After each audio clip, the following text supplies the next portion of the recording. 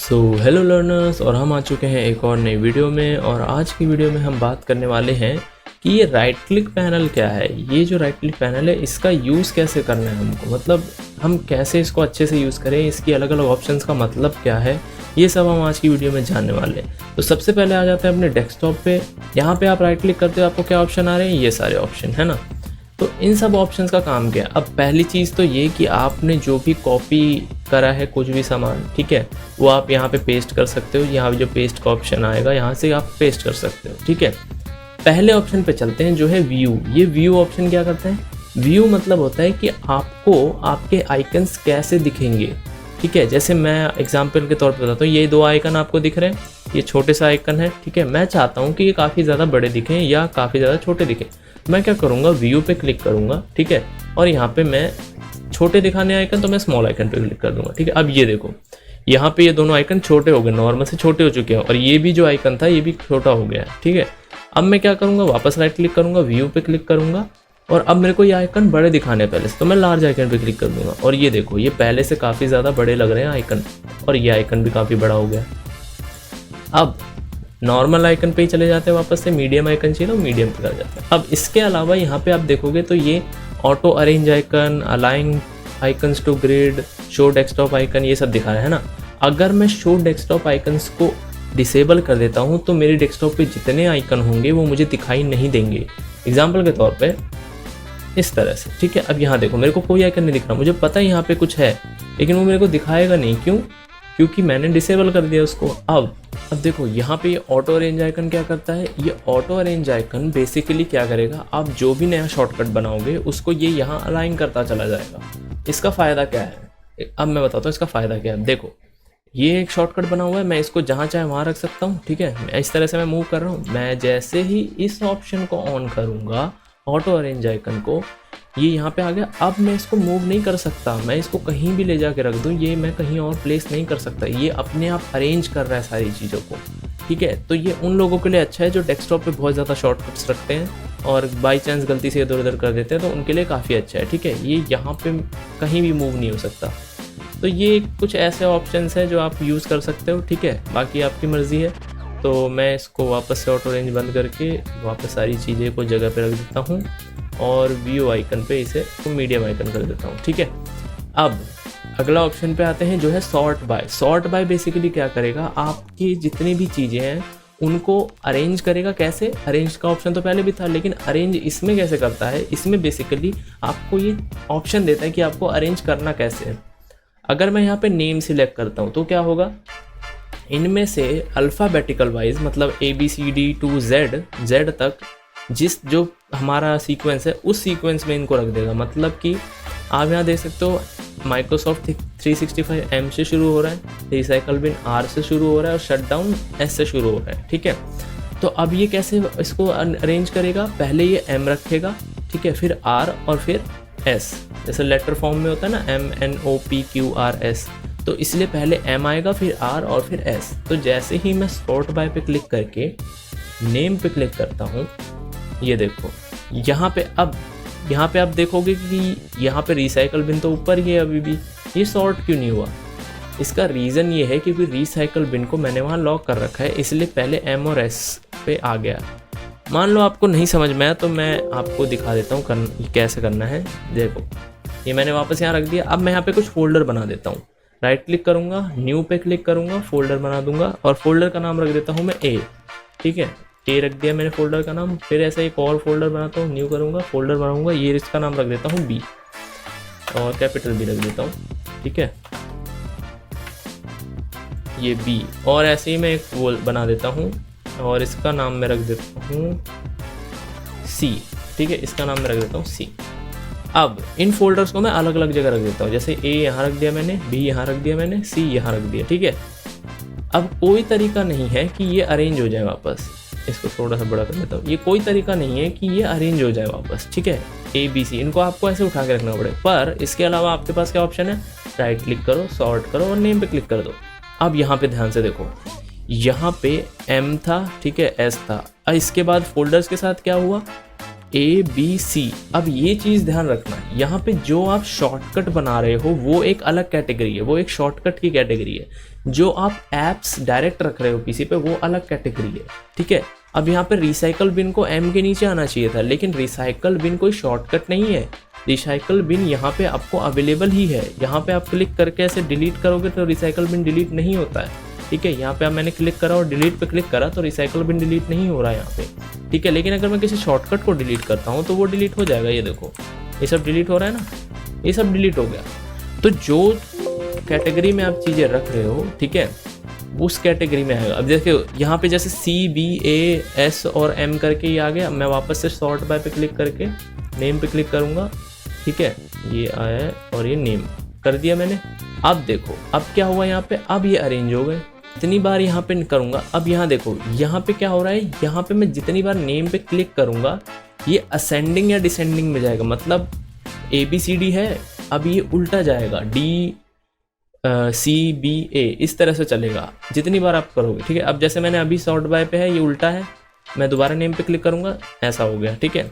वापस sort by पे जाऊँगा, नेम पे क्लिक करूँगा, ऐसा हो गया, सॉर्ट बाय पे गया, नेम पे गया, ऐसा हो गया। इस तरह से ये चेंज होता है, चेंज कर सकते हो आप, बस 2-3 बार ज़्यादा क्लिक करना होता है। अब इसमें साइज़ क्या होगा, साइज़ का मतलब है कि इन ऐप्स की कितनी साइज़ है, इन शॉर्टकट की कितनी साइज़ है, इन फोल्डर्स की कितनी साइज़ है। सपोज़ आपका पहला फोल्डर 1 GB का है, ठीक है, वो सबसे ऊपर आ जाएगा। सपोज़ आपका फोल्डर, अगला जो फोल्डर है वो आपका 2 GB का है तो वो उसके ऊपर आ जाएगा। कोई फोल्डर 500 MB का है तो वो सबसे नीचे रहेगा। ये साइज़ पे डिपेंड करता है कि आपका कौन सा फाइल ऊपर है, कौन सा फाइल नीचे आएगा, ठीक है। ये ऑप्शन समझ में आ गया। अब यहाँ पे मैं आपको दिखाता हूँ कि यहाँ पे साइज़ का कैसा मतलब है। यहाँ पे आपको सारी चीज़ें दिख रही हैं। सबसे पहले हम क्या करते हैं, नेम की से अरेंज कर देते हैं इसको। सॉर्ट बाय पे गए, यहाँ नेम पे क्लिक कर दिया मैंने। अब ये देखो यहाँ पे इसने नेम पे कैसे अरेंज करा है। इसने सबसे पहले नंबर लिया जिसमें ये 0 लिखा हुआ है, फिर यहाँ 2 लिखा हुआ है, फिर यहाँ 3, फिर यहाँ पे आप देखोगे तो ये A से स्टार्ट हो रहा है, फिर ये A, फिर B और ऐसे B करके फिर उसके बाद C स्टार्ट हो गया। इस तरह से इसने लेटर वाइज चीज़ों को अरेंज कर दिया। मैं क्या करूँगा, अब राइट क्लिक करूँगा, सॉर्ट बाय पे क्लिक करूँगा और अब यहाँ पे कर दूँगा साइज़, ठीक है। जैसे हमने बात करी थी, साइज़ पे मैंने क्लिक कर दिया। अब क्या होगा, अब यहाँ पे जिसकी सबसे बड़ी साइज़ होगी, जिस इमेज की साइज़ सबसे ज़्यादा बड़ी है वो यहाँ पे पहले आ जाएगा। एग्जाम्पल के तौर पे मैं यहाँ क्लिक करता हूँ, इसकी साइज़ है 4.39 MB, ठीक है। अगले फ़ोटो पे चलते हैं, इसकी साइज़ है 4.22 MB, उससे कम है। फिर उसके बाद यहाँ आ जाते हैं, यहाँ पे 3.38। इस तरह करके सबसे लास्ट फ़ोटो पे जाते हैं जो है हमारा ये, इसकी साइज़ है 7.84 KB। KB मतलब MB से नीचे वाला, ठीक है। इस तरह से ये सॉर्ट होता है। अब मैं क्या करूँगा, यहाँ पे राइट क्लिक करके जैसा पहले था सॉर्ट बाय, और ये कर दूँगा मैं डेट, ठीक है। ये हमारा वापस से जैसा पहले था वैसे आ गया। आपको अब समझ में आ गया कि कैसे अरेंजमेंट हो रही है यहाँ पे। और अब हम क्या करते हैं, इसको भी अरेंज कर देते हैं जैसा पहले था, ठीक है। ये समझ में आ गया सॉर्ट बाय का फीचर कैसे काम कर रहा है। इसी तरह से आइटम टाइप का भी फीचर काम करता है। आइटम टाइप मतलब वो फोल्डर है, कोई JPG है, PDF है, PNG है। जिनको समझ नहीं आ रहा मैं क्या किस चीज़ की बात कर रहा हूँ, मैं फॉर्मेट की बात कर रहा हूँ। हर नाम के आगे आप देखना फॉर्मेट होता है। जैसे आपकी फ़ोटो है तो फ़ोटो के फॉर्मेट क्या होते हैं, आपकी फ़ोटो .JPG, JPEG, इस तरह के फॉर्मेट्स होते हैं, ठीक है। तो इनके कैटेगरी में ये अरेंज हो जाता है। अगर मान लो आपका डॉक्यूमेंट फाइल होती है, उसके पीछे क्या लिखा होता है, DOCX, डॉक्स, ठीक है। PDF में क्या लिखा होता है, PDF फाइल्स जो होती हैं उनमें .PDF लिखा होता है। इस तरह के टाइप्स में अरेंज हो जाएगा। डेट मॉडिफाइड क्या करेगा, अगला जो ऑप्शन है हमारा डेट मॉडिफाइड, बेसिकली आपने जिस तारीख को या जिस डेट को उसको डाला है, जैसे मान लो मैं आज कोई फ़ाइल बना रहा हूँ, कल मैंने कोई और फाइल बना दी, परसों कोई और फाइल बना दी, ठीक है, और वो फाइलें ऊपर नीचे रखी हुई हैं। अगर मैं इसको डेट मॉडिफाइड कर देता हूँ तो ये क्या करेगा, बेसिकली जिस डेट को मैंने जो फ़ोटो रखी थी उसके हिसाब से इसको अरेंज कर देगा, ठीक है। जैसे मान लो अगर आज मैंने कोई वीडियो रखी है, आज मैंने कोई वीडियो या फ़ोटो अपने फोल्डर में रखी है, तो वो सबसे ऊपर रहेगी, उसके नीचे उससे उसके पहले वाली, उसके नीचे उसके पहले वाली, ठीक है। ये ऑप्शन है। ये रिफ़्रेश का ऑप्शन क्या करता है, रिफ़्रेश का ऑप्शन बेसिकली आपको क्या करता है कि कई बार क्या होता है, हम फाइलों को इधर उधर रख रहे होते हैं तो हमको शो नहीं करता वो फाइल, क्योंकि वो लोड नहीं कर पाता, तो हम रिफ़्रेश करके चीज़ों को जल्दी जल्दी लोड कर सकते हैं। जैसा ब्राउज़र्स में होता है, हम कोई भी वेबसाइट को रिफ़्रेश करते हैं तो लोड जल्दी हो जाता है, बिल्कुल वैसा। और फिर यहाँ न्यू के ऑप्शन में आपको तो पता ही है, यहाँ पे आप अपना फ़ोल्डर बनाओ, शॉर्टकट बनाओ, ये मैंने आपको शायद सबसे पहली वीडियो में बता दिया था, ठीक है। यहाँ पे आपको जो भी चीज़ करनी है वो आप यहाँ पे आके कर सकते हो, ठीक है। न्यू, ये थे कुछ राइट क्लिक के ऑप्शन जो आपके डेस्कटॉप पे दिखेंगे। फाइल के अंदर भी ऑप्शन आते हैं जो अलग ऑप्शंस होते हैं, ठीक है। जैसे कि ये मैं गया माई व्यूअर्स के ऑप्शन में, सिर्फ माउस अपना ले जाऊंगा तो मुझे यहाँ दिखाएगा कि ये कब मैंने रखा था ये फोल्डर, यहाँ पे इसकी साइज़ क्या है और ये फाइल इसके अंदर क्या क्या पड़ी हुई है वो सब दिखा रहे हैं, ठीक है। ऑप्शंस क्या मिलते हैं मुझे, अगर मैं राइट क्लिक करता हूँ यहाँ पे तो यहाँ पे आता है कस्टमाइज दिस फोल्डर का एक ऑप्शन, ठीक है। बाकी सारे ऑप्शन सेम है, उसके अलावा कस्टमाइज दिस फोल्डर का आता है। मैं जैसे ही इस पर क्लिक करूँगा मेरे को ये सब दिखा देगा ऑप्शन, ठीक है। जनरल में इसकी साइज़ दिखा देगा, इसके टूल, इसमें कौन कौन सी चीज़ें रखी हुई हैं, सिक्योरिटी, ये सब ऑप्शंस आ जाते हैं एक्स्ट्रा। इनको आपको कुछ नहीं करना है, राइट क्लिक करो, यहाँ पे अगले ऑप्शन पे आओगे तो यहाँ गिव एक्सेस, मतलब आपको किस किस यूज़र को ऑप्शन देना है कि वो इस फाइल को एक्सेस कर सके, ये चीज़ होती है। अगला तो न्यू, वही जैसा डेस्कटॉप पे होता है। लास्ट ऑप्शन है प्रॉपर्टीज़। प्रॉपर्टीज़ बेसिकली क्या करेगा, आपको इस फाइल की सारी चीज़ें दिखा देगा कि इसकी, जैसे हमको यहाँ दिख रहा था ना कस्टमाइज दिस फोल्डर, ऐसे ही सेम चीज़ प्रॉपर्टीज़ में भी शो होगा। अब हर बार में अलग होगा, जैसे ये तो ड्राइव की प्रॉपर्टी दिखा रहा है, अब मैं फोल्डर की प्रॉपर्टी पे क्लिक करूँ, अगर यहाँ राइट क्लिक करा, अब आप देखोगे मेरे को और एक्स्ट्रा ऑप्शंस आ रहे हैं। तो ये बेसिकली आपके ऑप्शंस हैं जब आप कोई ऐप सॉफ्टवेयर इंस्टॉल कर लेते हो। जैसे मैंने VLC डाल रखा है तो मेरे को VLC का एक ऑप्शन दिख रहा है, फॉर्मेट फैक्ट्री और ऐसे PDF फाइल का, सिक्योरिटी का, WinRAR का, ये सब दिख रहा है, ठीक है। ये सारे ऑप्शंस आपको नहीं दिखेंगे अगर आपने ये एप्लीकेशंस नहीं डाली है तो इनको इग्नोर कर दो। हम बेसिकली बात करेंगे ये वाला ऑप्शन, ये है हमारा pin to start. Pin to start मतलब है, मैंने आपको पहली वीडियो में बताया था, सबसे पहली वीडियो में, कि स्टार्ट मेन्यू इसे कहते हैं। ये जो एरिया होता है, मैं जैसे ही यहाँ पे राइट क्लिक करके पिन टू स्टार्ट पे क्लिक करता हूँ, ये फोल्डर का एक शॉर्टकट इस स्टार्ट मेन्यू पे बन जाएगा, ठीक है। ये देखो यहाँ पे इसका एक शॉर्टकट बन गया। तो मैं अगर चाहूँ, मान लो मेरा फोल्डर बंद है पीछे, तो मैं डायरेक्ट इस फोल्डर को यहाँ से खोल सकता हूँ। ये देखो, ये फोल्डर खुल गया, ठीक है। ये एक ऑप्शन है, और यहीं से आके आप अनपिन भी कर सकते हो, ठीक है। पिन करना बेसिकली एक शॉर्टकट बनाने जैसा है जो यहाँ पे बन जाता है, ठीक है। ये ऑप्शन हो गया। अगले ऑप्शन पे आते हैं हम, ये रहा सेंड टू का ऑप्शन। ये मैंने आपको पहली वीडियो में बता दिया था कि यहाँ पे शॉर्टकट बनाने के काम आता है, ठीक है। पहली दूसरी वीडियो में शायद मैंने आपको बताया होगा। और सेंड टू ऑप्शन बेसिकली आप ब्लूटूथ से कोई फाइल भेजना चाहते हो उसमें भी काम आ जाएगा। फैक्स, प्रिंट मशीन में भेजना चाहते हो, फैक्स मशीन में भेजना चाहते हो उसके काम आ जाएगा। मेल करना चाहते हो उसके काम आ जाएगा। ये send to option basically send करने के लिए होता है चीज़ों को। कट कॉपी की तो बात नहीं करेंगे, वो सब आपको पता है। क्रिएट शॉर्टकट भी आपको पता है, डिलीट, रीनेम, ये सब आपको पता है। प्रॉपर्टीज़ पे आ जाते हैं। यहाँ आप जैसे प्रॉपर्टीज़ पे क्लिक करोगे, यहाँ पे आके आप डिसाइड कर सकते हो कि आप डिसाइड क्या, आप देख सकते हो कि आपका फोल्डर कब बना था, इसमें कितनी फाइलें, इसकी साइज़ क्या है, ये सब देख सकते हो, ठीक है। यहाँ सिक्योरिटी पे आके आप ये देख सकते हो कि आपकी कौन कौन सी यूज़र इस फाइल को देख सकते हैं, ठीक है। और यहाँ कस्टमाइज़ में आके आप वही चेंज आइकन का ऑप्शन जो मैं बता चुका हूँ पहले ही, आप यहाँ पे आके आइकन चेंज कर सकते हो, ठीक है। बहुत सारे आइकन आते हैं यहाँ पे। तो ये सारे कुछ ऑप्शंस थे जो आपके राइट क्लिक करने पर आते हैं। जो इम्पॉर्टेंट ऑप्शन होते हैं वो यही होते हैं हमारे व्यू सॉर्ट। एक एक्स्ट्रा ऑप्शन आपको दिखेगा ग्रुप बाय का, है ना।